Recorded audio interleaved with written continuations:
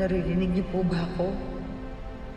Bakit kung kailan sa mismong araw na sinagot niyo ang mga dasal ko, saka pa lumayo ang anak ko? Pero hindi pa rin ako nawawala ng pag-asa. Hihingi po sana ako ng isang himala. Sana magkita pa rin po kami ni Ikit ngayon. Hindi ko alam kung paano, pero alam ko kung walang imposible sa inyo.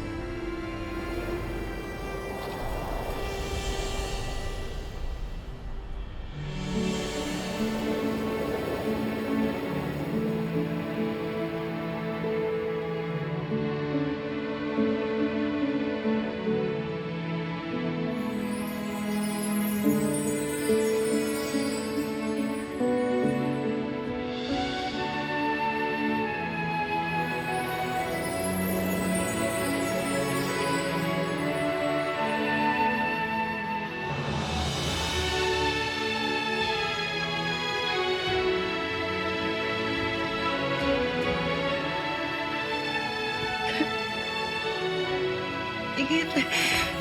Ikit!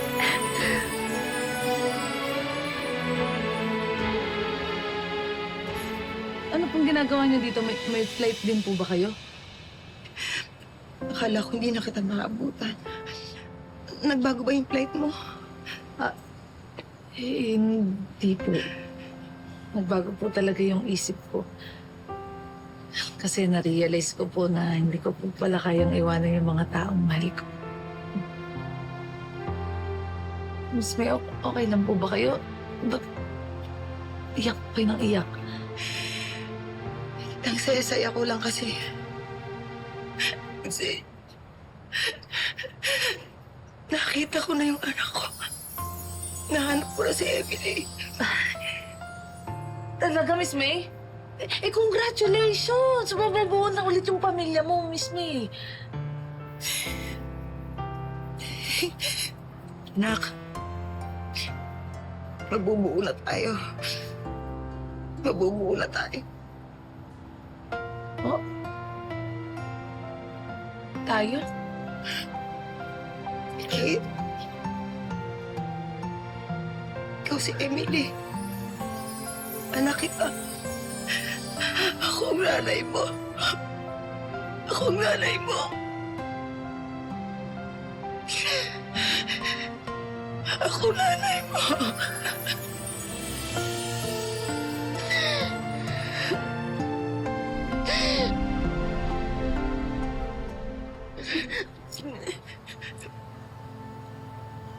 Anak niyo po ako.